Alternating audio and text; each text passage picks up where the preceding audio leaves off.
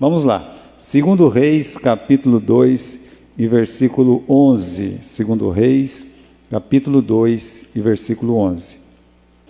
E até o versículo 14.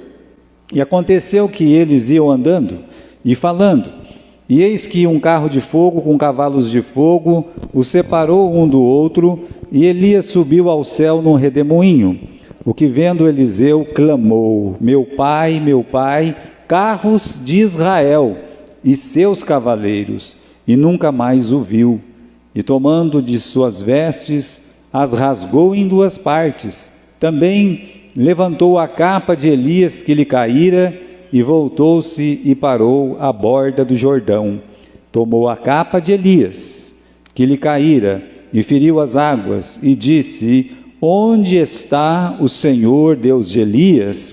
Então feriu as águas, e se dividiram elas para uma e outra banda, e o Eliseu passou. Irmãos, nós temos uma pergunta aqui, no versículo 14, que o Eliseu ele faz a seguinte pergunta: onde está o Senhor Deus de Elias? Essa é a pergunta que o Eliseu ele faz assim que o Elias ele vai embora. E é o tema da nossa mensagem hoje: onde está o Senhor, o Deus de Elias?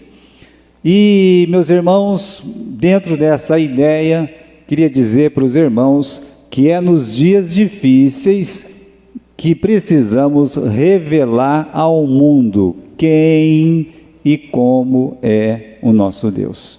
Não existe um momento, não existe um tempo que é mais propício de apresentar, de revelar, de anunciar quem é o nosso Deus, como é o nosso Deus, que em tempos difíceis, onde há tantas oportunidades, onde as pessoas estão tão confusas, onde as pessoas estão tão necessitadas, não existe um tempo melhor para falar de Deus do que esse tempo difícil, principalmente que o Brasil ele está vivendo, o mundo está vivendo, a nossa cidade está vivendo, você às vezes no seu trabalho você está sentindo isso, o tempo é difícil. Então esse é um tempo de falar de Deus, esse é um tempo de você com a sua vida revelar o seu Deus. O que está acontecendo aqui na nossa história? No versículo 11 até o versículo 14, o profeta Elias, ele está indo embora, ele está partindo, chegou a hora do Elias sair de cena, de Deus realmente fazer o que ele tinha dito para os filhos dos profetas, que o seu Senhor vai se elevar sobre a sua cabeça.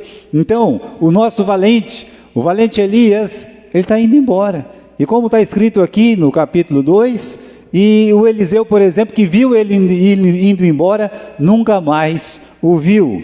Os últimos passos dele, meus irmãos, descritos desde o capítulo 2, versículo 1, são passos minuciosamente traçados pelo Espírito Santo.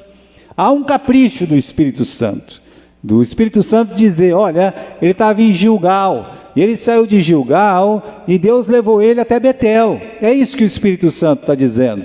E aí ele saiu de Betel, e ele foi até Jericó, e de Jericó o Espírito Santo levou ele até o Jordão, atravessou o Jordão, e quando ele estava conversando com o Eliseu, lá depois do Jordão, então veio essa carruagem de fogo, com um cavalo de fogo, e o levou. O Espírito Santo dá detalhes, de Elias marchando junto com Eliseu. Os filhos dos profetas já sabiam o que ia acontecer, Deus tinha revelado, mas o Elias ele vai nessas 4 localidades, e Deus faz o quê? Deus ele eleva Elias de uma forma espetacular. Olha, irmãos, é uma parte única das Escrituras, capítulo 2, versículo 11. Nem quando o Enoque ele é transladado, dá um detalhe desse, mas no caso de Elias, nós temos aqui uma cena que é cena de filme, é cena de Hollywood. Olha aí o versículo 11, sucedeu que eles estavam indo, andando, falando, eis que um carro de fogo, meus irmãos, desceu dos céus, esse carro de fogo, com cavalos de fogo, carros de fogo, cavalos de fogo, é isso mesmo que você está lendo. Nós estamos tendo aqui uma cena sem igual, e separou um do outro, né? E Elias ainda subiu num redemoinho, quer dizer, além do cavalo de fogo, a carruagem de fogo, teve esse redemoinho, sabe? E ele foi embora, ele nunca mais foi visto. Chegou a hora, Deus o levou. A reação de Elias, meus irmãos, de Eliseu, nessa despedida de Elias, também impressiona. Primeiro que foi muito rápido, mas ele viu, né?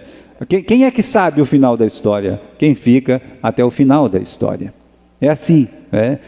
Quem é que sabe o final? É aquela pessoa que fica até o final. Quem não fica até o final, nem pode falar nada, né? Mas aquelas pessoas que ficam, como ele ficou, repare, tem 50 filhos de profeta acompanhando os dois, e eles vão até a beira do Jordão, mas não vão até para lá do Jordão, eles ficam aquém. E aí o que acontece? O Eliseu consegue ver, porque ele fica até no final. E aí tem esse tributo, um tributo de Eliseu, no versículo 12, e vendo Eliseu clamou, meu pai, carros de Israel e seus cavaleiros. Essa frase, carros de Israel e seus cavaleiros, implica que o Eliseu entendeu o propósito da vida de Elias. Para Eliseu, ele cumpriu o ministério dele, ele era solitário, ele era sozinho. E aí, um homem como Elias enfrentou reis, enfrentou rainha, enfrentou exércitos, ele do lado do Senhor dos exércitos. Então, o que o Eliseu está dizendo é, esse homem, ele valeu por um exército inteiro. Esse homem, ele valeu, ele lutou como se fosse um exército inteiro. Meu pai, carros de Israel e seus cavaleiros. Olha, irmãos, o exército inteirinho de Israel tinha medo de Golias. Até que o Davi foi lá e falou assim, olha, quem é esse homem para afrontar o exército do Deus vivo? Ele foi lá e deu um jeito. Então tem homem, tem mulher também, que vale por um exército inteiro, e Elias era esse tipo de homem, esse tipo de valente, um valente que valia por um exército inteiro. Então, meus irmãos, a única coisa que ficou, está aqui no versículo 12, né? Nunca mais o viu, e aí versículo 13, né? E também levantou a capa de Elias. A única coisa que ficou é aquele manto, que eu já disse da semana passada, o manto de profeta, e não devia ser uma coisa muito bonita, né? O manto do profeta Elias, de pelo, de camelo, as pessoas identificavam Elias pelo manto que ele usava, né? Aquele manto ficou com Eliseu, e esse manto, meus irmãos, representava a unção. Isso a palavra de Deus mostra para nós, em alguns trechos, né? Por exemplo, vai ungir um rei e usava o azeite. No caso do profeta, lançava a capa sobre ele, e essa capa então fica com Eliseu.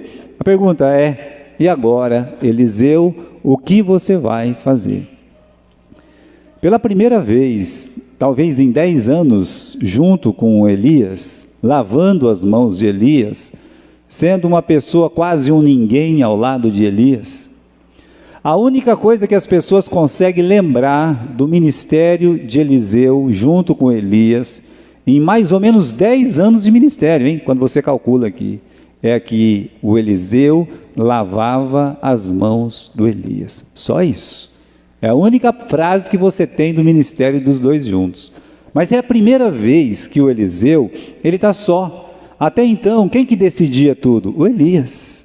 É o Elias que enfrentava o Acabe, era o Elias que enfrentava a Jezabel, era o Elias que enfrentava capitão e exércitos, era ele, meus irmãos, que fazia as coisas acontecer. Então, agora ele está sozinho, e essa solidão, ela vem junto com uma responsabilidade enorme. Tudo está nas costas do Eliseu agora, e agora ele precisa atravessar o Jordão de volta, e voltar para casa, ele até vai lá para o Carmelo, mas ele não vai viver no Carmelo, né? A gente vê isso pela história dele, mas ele tem que voltar para casa. E quando ele atravessa o outro lado, aí sim vem a triste realidade. Ele tem que enfrentar os problemas que tinha do outro lado do rio. Que tipo de problema? Olha, para você ter uma ideia, a Jezabel estava viva. Vivinha, o Acabe tinha morrido, mas ela estava vivinha da Silva. E para piorar, agora, não somente ela mandava no reino do norte, que o filho dela era rei, mas era ela que mandava, mas a filha dela, Atália, estava casada com o rei do sul, de Judá. Então ela mandava nos dois reinos. Veja só, ela estava mais forte do que nunca. Então ele tem que atravessar o Jordão, mas os problemas estão esperando ele lá do outro lado. O Elias foi embora, mas os problemas não foram embora. O mundo não melhorou porque o Elias se foi.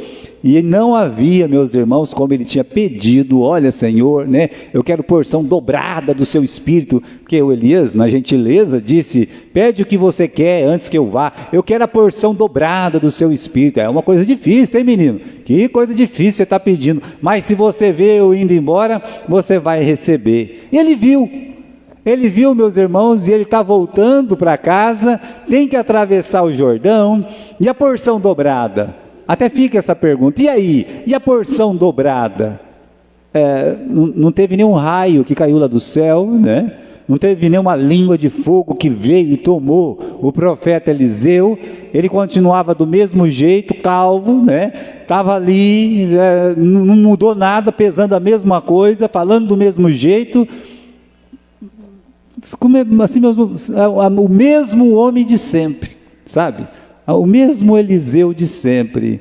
E aí nós vamos descobrir essa porção dobrada durante o seu ministério. Mas é só para lembrar os irmãos, ele continuava o mesmo homem, só que os problemas continuavam. É nesse momento crítico que ele tem que atravessar o Jordão e encarar todos os problemas que o Elias enfrentava.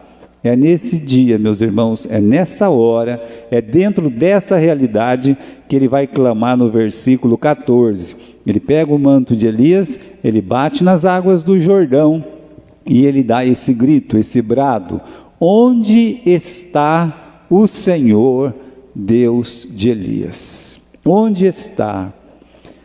Essa pergunta, irmãos, dentro da Bíblia, tá? Ela só é feita em duas situações. Perguntar assim, onde que está o seu Deus? Só tem duas situações para perguntar isso.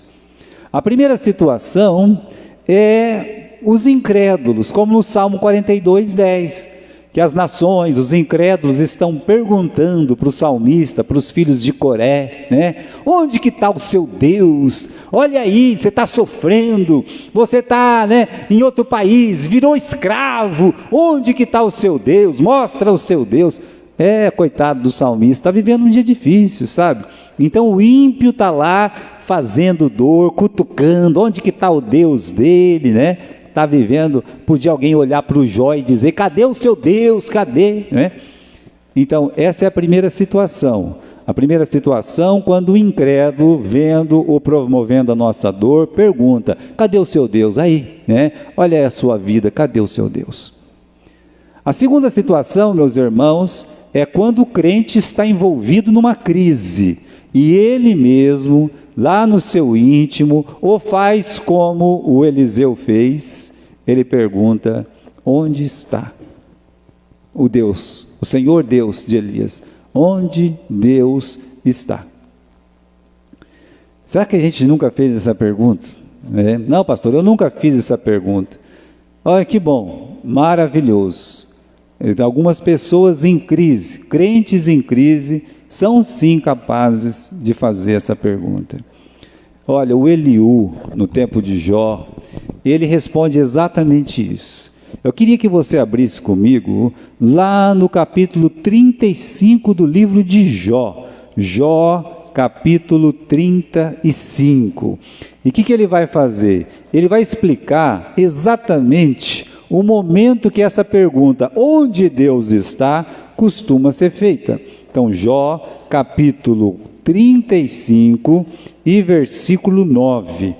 O Eliú fala assim: por causa da grande opressão, a pessoa vivendo em tribulação, a pessoa vivendo oprimida, a pessoa em sofrimento, o povo nessa pandemia, olha só, por causa da grandeza ou da grande opressão, eles clamam o quê? Por causa dos braços do grande, mas ninguém diz: onde está Deus que me criou, que me dá salmos entre a noite? Eu queria que você entrasse nesses dois versículos, que ele está dizendo assim, que esse clamor, onde está Deus, as pessoas costumam fazer quando eles estão sofrendo, quando eles estão em dor, mas quando a pessoa está cantando à noite, quando está tudo bem, quando a pessoa está vivendo lá, as mil maravilhas, as pessoas não falam, não fazem essa pergunta: onde está Deus? Essa pergunta geralmente é feita em tempo de crise. É isso que o Eliú, ele está dizendo aqui. Você olha, quando as pessoas estão mal por causa da opressão, por causa do sofrimento, elas vão perguntar: onde está Deus? Mas quando elas estão cantando de noite, quando está tudo legal, quando está tudo bom, ninguém pergunta. É o versículo 10, e diz assim: mas ninguém diz onde está Deus que me fez, que dá salmo entre a noite. Ou seja, se a pessoa está bem, está com saúde, se ele está bem empregado, aí a pessoa não pergunta: cadê Deus? Aliás, quando está tudo bem, as pessoas se esquecem de Deus. O próprio Deus diz: Jerusalém engordou. Jerusalém é Israel. Israel engordou. E aí o que ele fez? Ele deu o quê? Ele deu coices.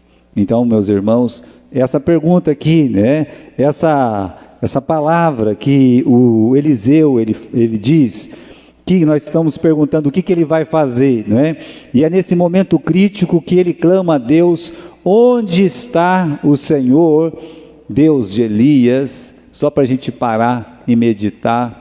Onde está o Senhor, Deus de quem mesmo? O Deus de Elias. Pense um pouco no Deus de Elias. Pare para refletir, quando você só observa o ministério de Elias. O que esse Deus de Elias fazia? Ele fechou os céus, pastor, é verdade. Ele aumentou o azeite da viúva, é fato, Ele é o Deus que ressuscitou o filho da viúva, é verdade. É o Deus que mandou fogo dos céus.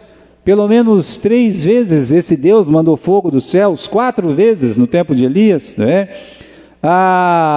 é o Deus que derrama chuva numa terra seca, é um Deus de milagre, é um Deus de glória, é um Deus de poder, é verdade.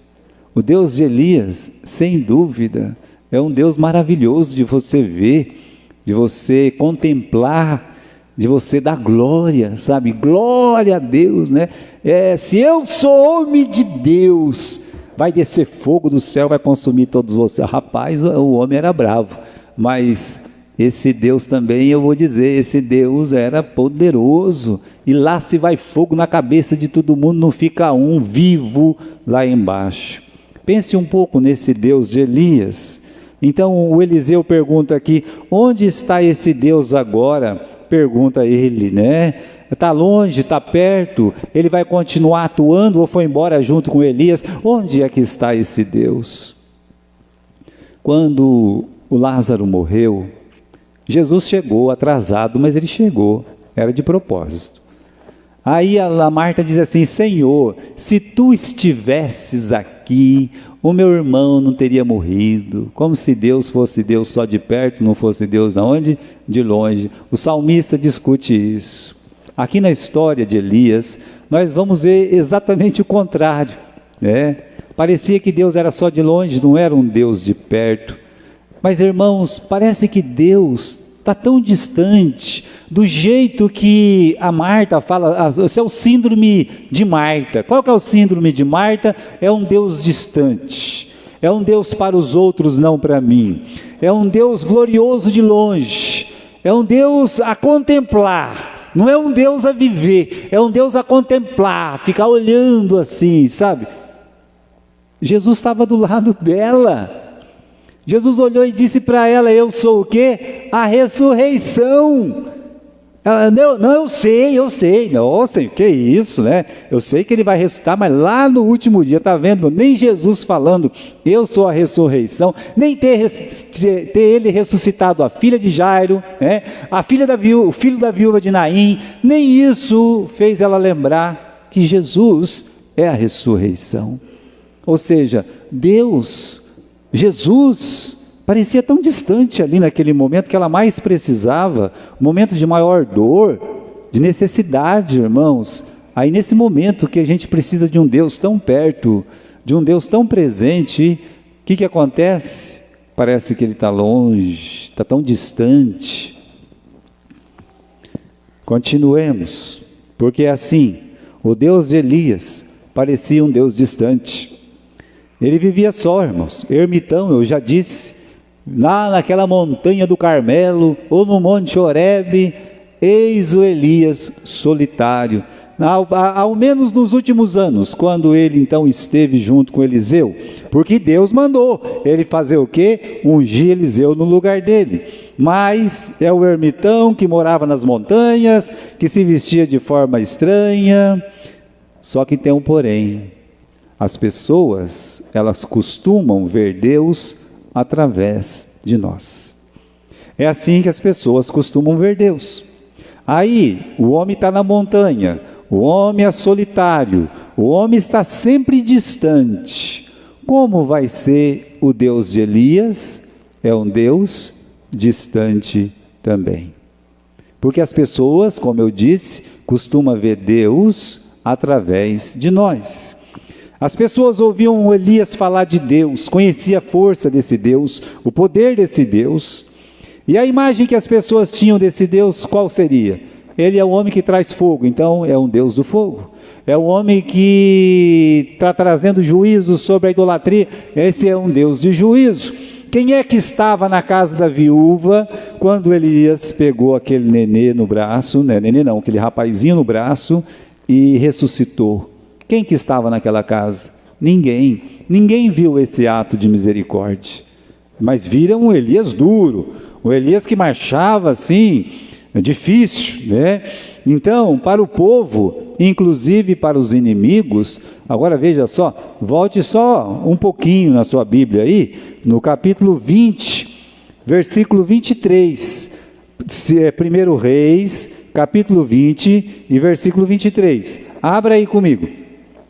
20 e 23, o que você lê aqui? Porque os servos do rei da Síria disseram: olha, rei, os deuses deles são deuses das montanhas.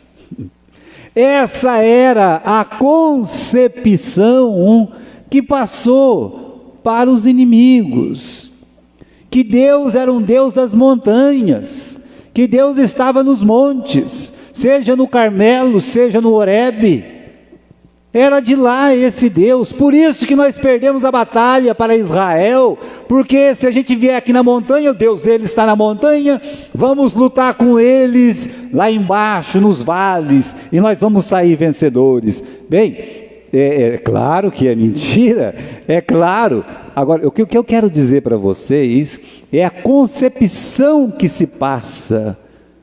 O Deus que o Elias passava era um Deus cheio de glória, era um Deus cheio de poder, é um Deus a contemplar, mas para muitas pessoas era um Deus distante, era um Deus longe, bem longe. O Obadias, quando viu Elias, ele deveria ficar contente, lembra? Mas ele ficou assustado, ficou com medo. Pois se Deus pega você e leva para longe, o que vai acontecer comigo, né? Ou seja, parece que Deus não estava nem olhando para Obadias. Quando o Acabe, por exemplo, ele fica sabendo que Deus vai matar ele, né? Que ele vai sangrar no mesmo lugar que o Nabote sangrou, ele teme, ele não se converte, ele teme, ele estremece. Irmãos, a ideia do Deus de Elias era uma ideia que trazia medo, mais do que fé. Não é que não trazia fé, mas trazia mais medo do que fé. Por isso, aqueles 50 profetas, ou filhos de profetas ficavam tão longe de Elias. Observe, irmãos, o distanciamento que há entre os filhos dos profetas em relação a Elias, no capítulo 2 de 2 Reis. Veja só, eu quero ler 1 ou 2 versículos com vocês apenas. Você que está em casa pode abrir a sua Bíblia aí também. 2 Reis, capítulo 2, versículo 1. Aconteceu que, havendo o Senhor de elevar Elias no redemoinho ao céu, Elias partiu com Eliseu de Gilgal. E disse Elias a Eliseu: fica aqui, porque o Senhor me enviou a Betel. Porém Eliseu disse: vive o Senhor e vive a tua alma, não vou te deixar. E assim foram a Betel. E então os filhos dos profetas que estavam em Betel saíram a Eliseu e disseram: tu estás sabendo que o Senhor hoje vai tomar o teu senhor por cima da tua cabeça? Eu quero que vocês saibam que ele estava em Gilgal, e em Gilgal havia filhos de profetas.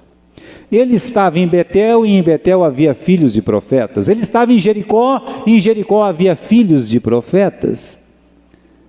E os filhos de profetas sabem o que vai acontecer. E nenhum dos filhos dos profetas tem coragem de chegar perto de Elias e perguntar: Deus vai te levar hoje? É hoje que Deus vai te levar? Olha, os filhos dos profetas eram um povo bem problemático. É verdade, nós estudando a vida deles, é assim que você vê eles. Não andavam à altura da palavra, profetizavam, mas não acreditavam na profecia. Tinha, meus irmãos, uma moleza, uma falta de iniciativa terrível, às vezes irresponsáveis. Só que tem uma coisa: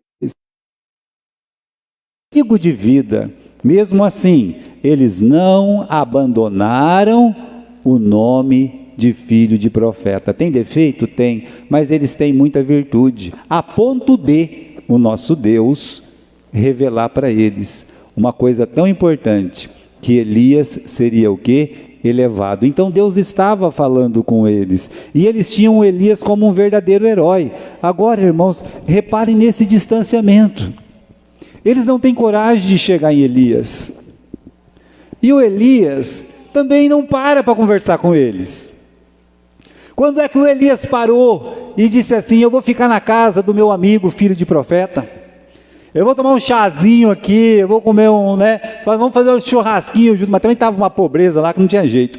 Mesmo assim, poderiam ter um pouco de comunhão, mas o Elias, ele passa irredutível, como disse, a pé pesado, Ele não olha nem para um lado, nem para o outro. Ele sai de uma cidade e vai para outra, da outra para outra, vai lá para o Rio Jordão. Ele não dá um pio, ele não para dar um conselho para os filhos de profeta. O ministério dele era outro, a gente tem que entender. Agora, a pergunta que eu faço, irmãos, porque o capítulo 2, versículo 7, tem uma cena aí, até comovente. Foram 50 homens dos filhos dos profetas e de longe pararam defronte, e eles ambos pararam junto do Jordão. Eles estão acompanhando a alguns passos Elias e Eliseu. Eles não podem ficar juntos. Não é que não pode, eles não sabem se pode ou se não pode.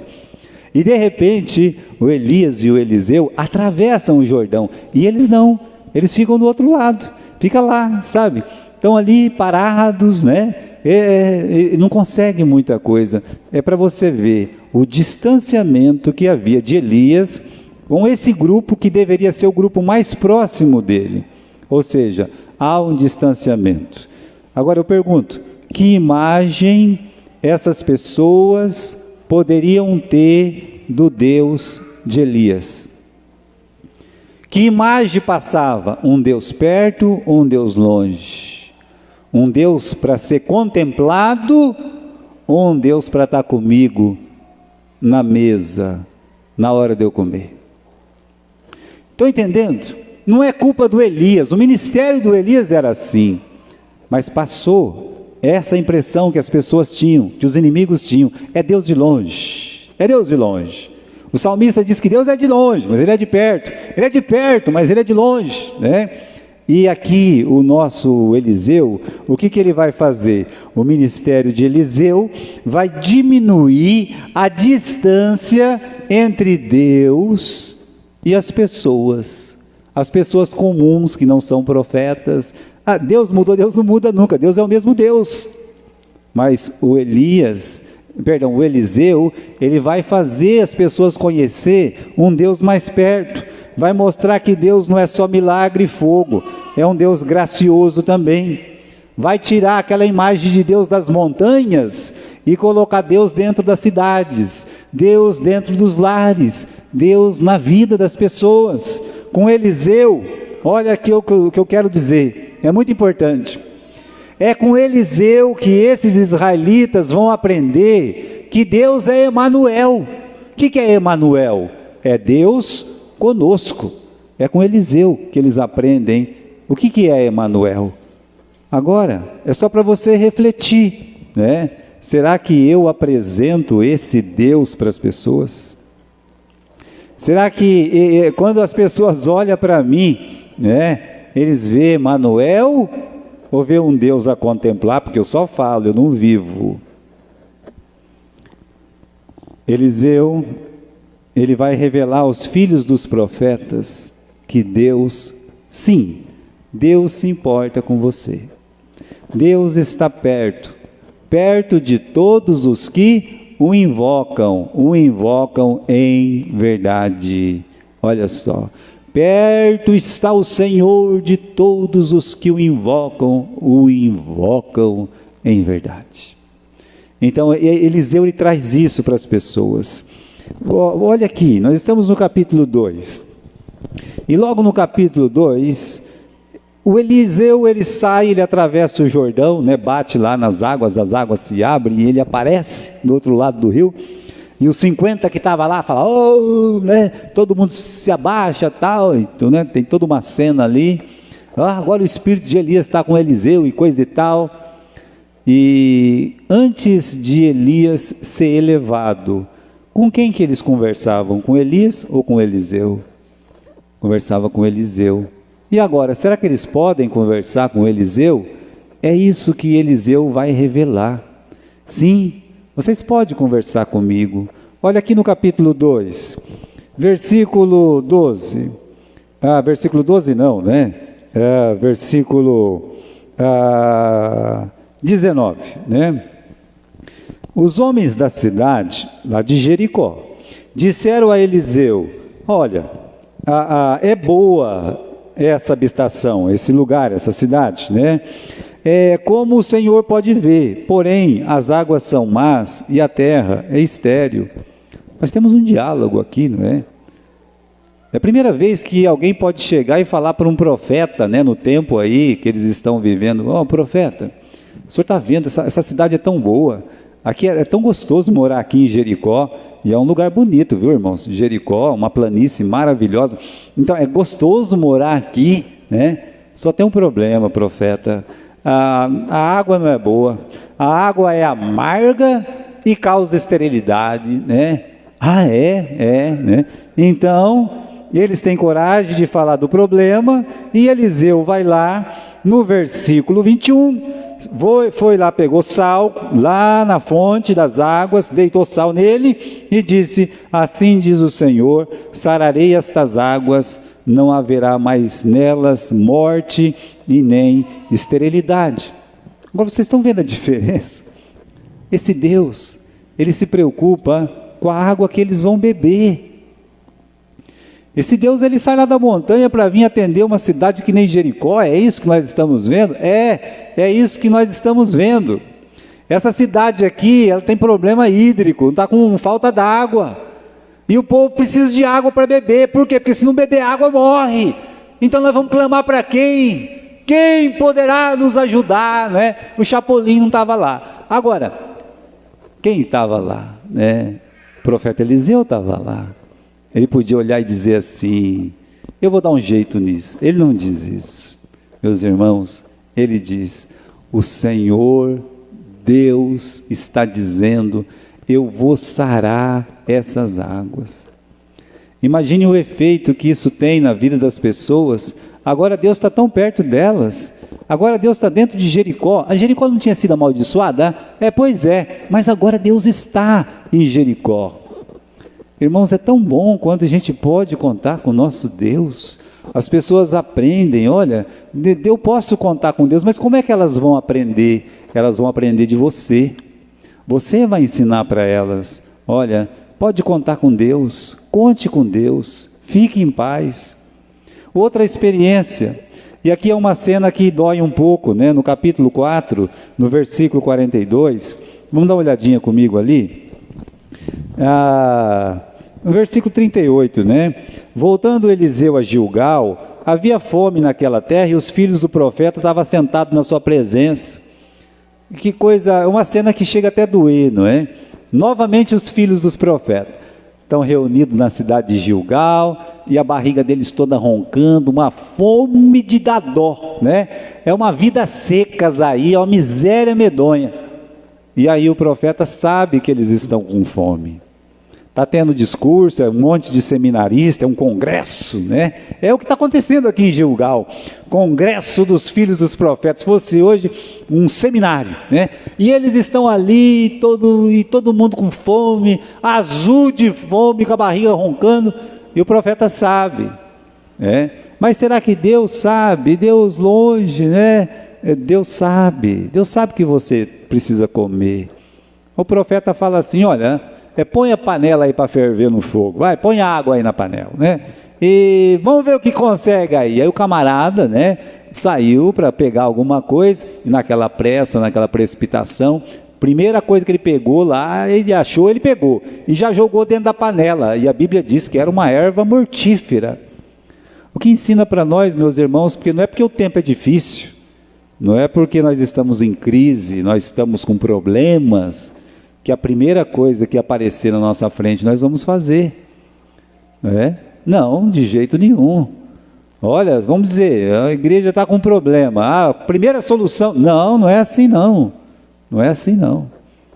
Cuidado, né? Tem morte naquela panela, e eles jogaram lá e a panela tinha morte dentro dela, e eles comeram aquilo ali e ia morrer.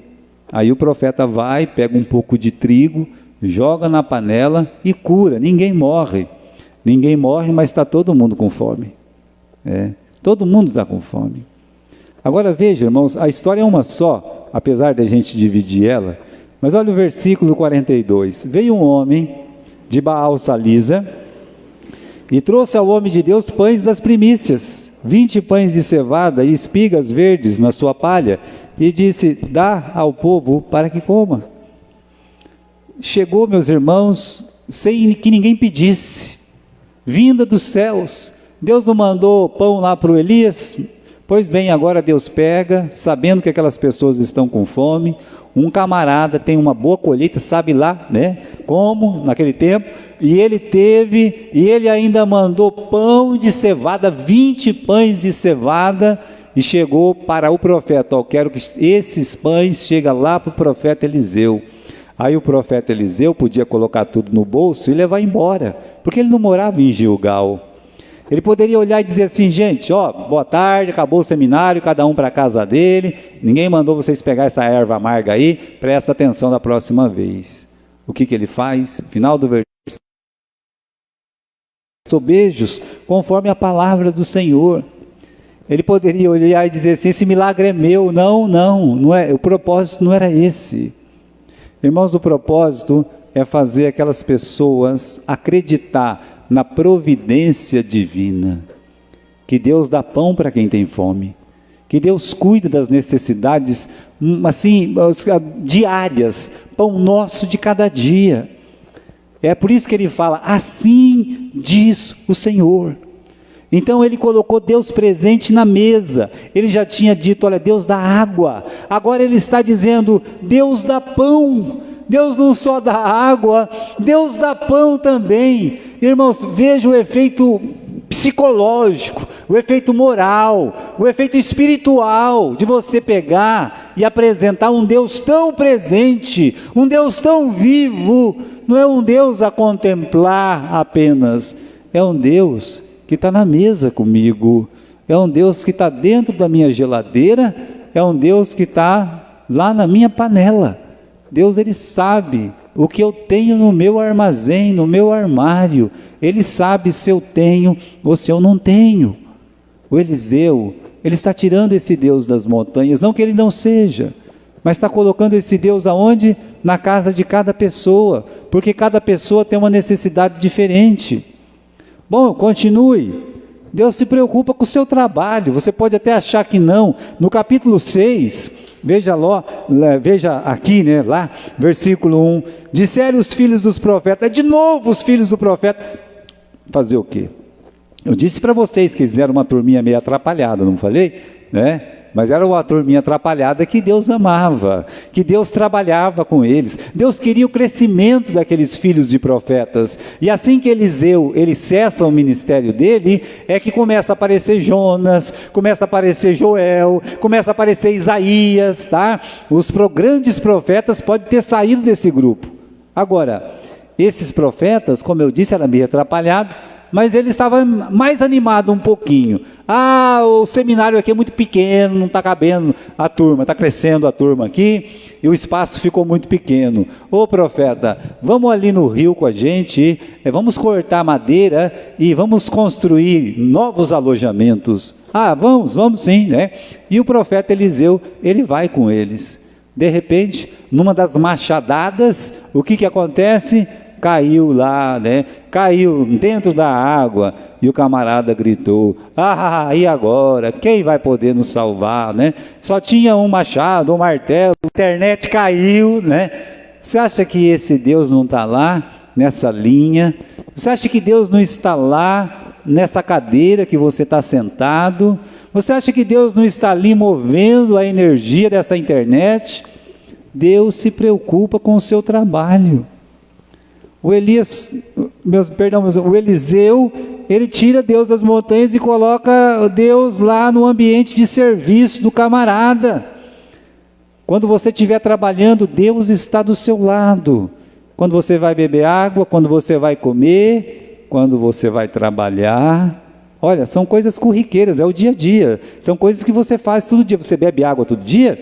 Você come pão todo dia? Você trabalha todo dia? Não, domingo eu descanso, trabalhe para o Senhor. Agora, são coisas corriqueiras. Deus está ali. Deus é Deus presente. É Emanuel. Acabou? Não. Como eu disse, esses filhos dos profetas aprontavam um pouco. No capítulo 4, versículo 1. Uma mulher das mulheres dos filhos dos profetas clamou a Eliseu e disse: meu marido, teu servo morreu, e tu sabes que o teu servo temia ao Senhor. Veio o credor a levar-me os 2 filhos para serem escravos. Situação, hein? Situação dura aqui, não é? Será que Deus se preocupa com as contas que você tem que pagar todo mês? Com a conta de água? Com a conta de luz, com a conta da internet hoje, que todo mundo tem, né? Será que Deus se preocupa com a conta do mercado? Olha o que está acontecendo aqui. Esse filho de profeta, é meio irresponsável, fez dívida grande, e aí a família não pôde pagar, ele morreu, né? E naquele tempo não pagou, o que tem aí? Não caducava com a morte, não. Pegava os filhos, levava embora e vendia como escravos. Acabou, era assim que funcionava. Essa mãe está desesperada, porque ela não tem dinheiro para pagar as contas. Irmão, talvez o banco está cobrando, né? Talvez a financeira está cobrando. Não tenho como pagar. Clame a Deus. Mas pastor, eu não tenho nada com financeira, não tenho nada com banco, mas eu não tenho como pagar mesmo. Eu tenho conta vencendo nesse final de mês, eu não tenho como pagar. A pergunta é, esse Deus, Ele se importa com isso? Ele se importa que você está devendo? Que você precisa? O Eliseu podia olhar e dizer assim, dona, faz favor, vem aqui, né? O que aconteceu? Por que ele ficou devendo? Que bobagem que ele fez? Bem feito, né? Para aprender, não mandei fazer conta, né? Ele podia fazer isso. Mas há um clamor aí. Quando uma pessoa clama por ajuda, você tem a opção de não ajudar ou ajudar, né? E é isso que ele vai fazer. Ele fala assim: o que a senhora tem? Ah, não tem nada, tem um pouquinho de azeite aqui, tá bom, serve, né? Vai pedir vasilha emprestada de todo mundo que a senhora puder. E ela conseguiu muitas vasilhas, encheu todas as vasilhas. Aí ele disse: olha, agora a senhora vende, e com o dinheiro a senhora pague a sua dívida. Deus quer que a gente pague as nossas dívidas. Mas ele disse: e com os outros que sobrar, você cria os seus filhos, cuida dos seus filhos. Meus irmãos, você quer um Deus mais presente do que esse? Você quer um sentido mais verdadeiro para a palavra Emanuel, o Deus conosco, do que Ele na sua mesa, no seu quarto, no seu trabalho, sentado com você, você preocupado, como é que você vai pagar as contas? E Deus está ali dizendo: fique em paz. Deus vai cuidar, né? Então, irmãos, as pessoas precisam ver Deus através de nós para conhecê-lo. É assim. Como é que é isso? Como isso é possível, né? Você tem que estar perto das pessoas. O Elias não ficava muito perto, porque o ministério dele era outro. Mas o Eliseu, o tempo todo do seu ministério, era a pessoa do lado. Até quando ele morreu, jogaram um defunto lá, ele estava lá dentro, ressuscitou. Estão lembrados disso, né? Então, Eliseu, o tempo todo, ele está perto das pessoas. Você quer mostrar Deus? Aproxime-se das pessoas. Permita que as pessoas se aproximem de você. Se importe com suas necessidades. Em tempos como esse, irmãos, eu recebo diariamente muitos pedidos de oração. Muitos. O pastor Sérgio entrou na live, pediu: pastor, né? Olhe pela irmã Aline, né? Aí ele está começando o trabalho, são poucas pessoas na igreja. Uma das irmãs, enferma, já está 18 dias, internada, na UTI, né? Covid. Olha, ele está clamando. Mas sabe por que ele sabe disso? Porque ele está perto daquelas pessoas. Ele está sentindo a dor daquelas pessoas. Eu não conheço, só compartilhei. Mas ele conhece, ele sabe quem que é. E eu posso orar por essa pessoa. Você pode orar por essa pessoa. Então, importe-se com suas necessidades. Mostre para as pessoas que Deus se importa com o que acontece nas suas vidas. Mostre para as pessoas que Deus se interessa por tudo. Tudo, tudo, tudo. Tudo é tudo. Tá? Não tem nada que Deus não se importe em você. A gente precisa revelar a Deus justamente nesses tempos difíceis. Agora, tem aqui, vamos terminar com essa frase: nós precisamos urgentemente revelar quem? Emanuel. É isso que o mundo precisa nesses tempos difíceis, de valentes. Valentes que revelam Emanuel, que Deus está conosco. É disso que esse mundo está precisando. As pessoas conhecem Elias? Não. Onde está o Deus de Elias? Deixa eu dizer. Imagine o nosso Paulo lá naquele naufrágio, se levantando e dizendo assim: olha, né, eu tenho uma coisa para dizer para vocês. O Deus de Elias vai fazer esse barco afundar e ninguém vai morrer. Tem 300 pessoas, ninguém conhece Elias. Ninguém. Calma lá, eu não conheço Elias. Ei, o que você está falando aí? Né?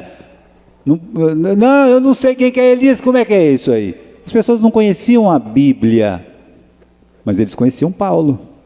Tá? Paulo ficou com eles alguns meses dentro daquele navio. E eles sabiam que Paulo orava, que Paulo cantava, a vida de Paulo ali no meio deles, o comportamento. E de repente, naquela maior crise, no tempo mais difícil, quando a palavra de Deus diz que, olha, a gente não via sol, não via lua, né, por muitos dias, e correu-nos a esperança de vida, ou seja, nós não tínhamos mais esperança de viver. O Lucas está escrevendo isso, o Lucas é crente. Aí, meus irmãos, o Paulo se levanta e diz assim: olha, o anjo do Deus de quem eu sou, é assim que ele fala, e a quem eu sirvo. O anjo do Deus de quem eu sou, eu tenho um Deus, eu sirvo um Deus. Ele falou comigo essa noite: ninguém vai morrer. Ninguém vai morrer. Isso é Emanuel. É quando você consegue trazer Deus para perto das pessoas. Deus conosco. Irmãos, nós amamos o Deus de Elias. Mas antes de ser o Deus de Elias, ele foi o Deus de quem? De Abraão, de Isaac, de Jacó, do Eliseu. Ele quer ser Deus do Gilberto. Ele quer ser Deus do Gilberto. Ele quer ser Deus do Jefinho. Ele quer ser Deus do Adão. Ele quer ser Deus do Renato, da Clarice, mesmo da Valquíria, de todos nós. Ele quer ser Deus de cada um de nós. É o Emanuel, Deus comigo. É isso. Agora, onde está o Deus de Elias? Ele só falou isso uma vez. Depois o Deus não era mais o de Elias, era o Deus de Israel. Meu Deus. Assim, irmãos, entrego para vocês essa palavra para lembrar que em tempos difíceis Deus levanta almas valentes, almas que pode colocar Deus dentro da casa das pessoas, na vida das pessoas. Você com o seu testemunho, você com a sua palavra, você com a sua oração, você com a sua vida, você que tem Jesus. Quem tem Jesus pode mostrar Jesus. Somente quem tem Cristo pode revelar a Cristo, que morreu na cruz para nos salvar. Veja a nossa importância neste mundo.